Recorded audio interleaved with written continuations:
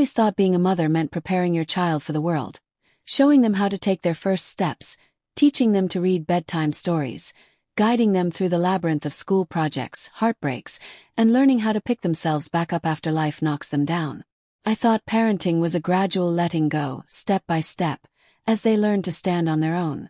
What I never expected was that one day I would be the one caught off guard. That a single question, innocent, sincere, would turn my entire world on its side. It was a calm Sunday morning. One of those rare, quiet ones where the house feels wrapped in stillness.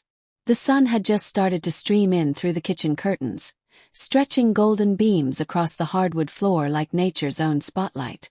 The only sounds were the low hum of the dishwasher and the gentle chirping of birds outside the window. I had just folded the last of the laundry, a mix of mismatched socks and crumpled t-shirts, and was pouring myself a cup of coffee when I heard footsteps. Low, hesitant. Ethan, my 19-year-old son, padded into the kitchen. Hands buried deep in the pockets of his hoodie, shoulders slightly hunched. His jaw tight in that way I recognized from when he used to get nervous before a test. There was something different about him, something guarded. Usually he greeted me with a cheeky comment, or a lazy, "Morning, Mom." But today his silence was weighted. "Hey," he said softly, sliding into a chair at the kitchen table. I smiled, but instinct told me this wasn't just a casual check-in. "Hey, kiddo. Everything okay?" He hesitated then. "Can we talk?" Such a simple phrase, yet it sent a chill down my spine. When your nearly grown child asks to talk, it's rarely about something trivial. My mind raced. Was he in trouble? Failing out of school? Had something happened with his health? Had he crashed the car?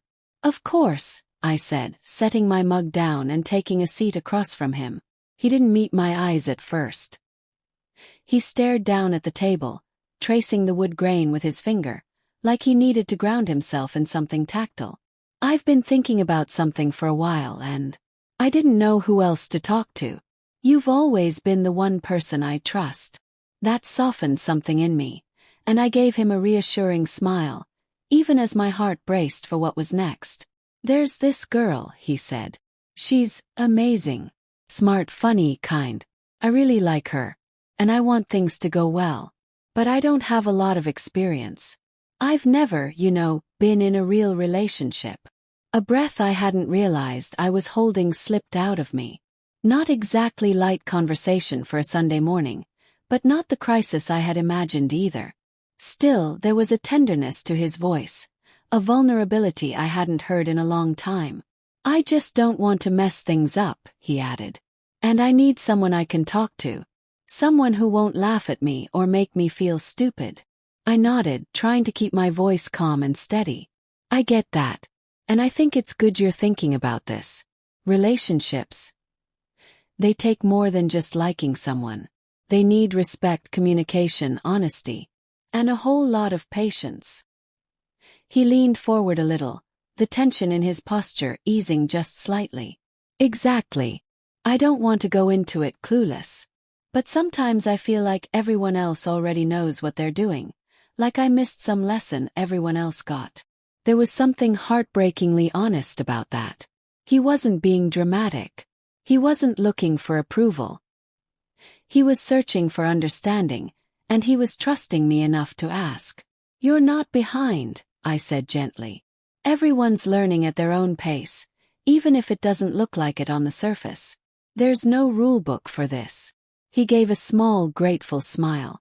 Then he paused again, looked up at me. "Can I ask you something personal?" he said. "And you don't have to answer if it's weird or too much. I trust you." I felt a flicker of apprehension, not because I thought he'd be inappropriate, but because I could feel the weight of what he was about to say. "Okay," I said. "Ask." His voice was quieter now. "How did you know when you were ready to be close to someone?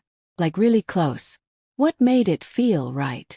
I stared at him, not in shock, but in awe. Of all the things I expected my son to ask me, that wasn't it. It was so mature, so emotionally aware, and so incredibly human. Took a breath. "Honestly, it wasn't just about love or attraction. It was about feeling safe, feeling respected, knowing the other person saw me, really saw me, and cared about how I felt. There's no checklist, no perfect moment. But when both people feel the same way and are ready to be honest and gentle with each other, that's when it can be right. He nodded slowly, soaking it in. Yeah, that makes sense. I think I want to get there. But I don't want to rush it. I just wish I had someone to guide me. You do, I said softly. And asking questions. That's how you learn.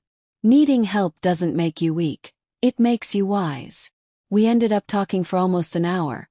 Not about sex or mechanics, but about connection. Communication. Boundaries. The way love can be beautiful but also complicated. I kept it respectful and age-appropriate but real. I didn't sugarcoat things. And he listened, really listened. When we finally wrapped up, he looked lighter, like a weight had been lifted. Thanks, Mom.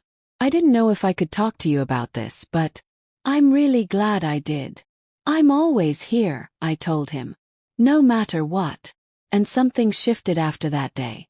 Not in a strange or awkward way, in a deeper, more open way. He started coming to me more often, asking about school, telling me about his goals, venting his fears. He even started helping around the house again, unprompted, like when he was younger. One night, I was finishing up dinner when he peeked into the kitchen. You got a minute? He asked. Always, I said.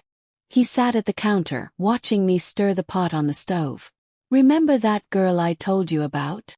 I nodded, already smiling. Well, I asked her out. And she said yes. We're going out Friday. My heart swelled. That's wonderful, Ethan. You must be excited. He smiled, but there was a quiet nervousness too. I am nervous, but I think I'm ready. You've grown a lot, I said. And I'm proud of you, not for dating but for being honest, for being thoughtful, for caring enough to do this right. He stood, walked over, and wrapped his arms around me. Thanks, Mom. For listening. For not making it weird. For just being here. As I hugged him back, I realized something. This wasn't just a parenting win. This was a rare, sacred moment. The kind of moment you don't always get with your child once they're grown. He didn't have to come to me. He chose to. And when he reached out for help, I didn't shut down or pull away. I leaned in. And that changed everything.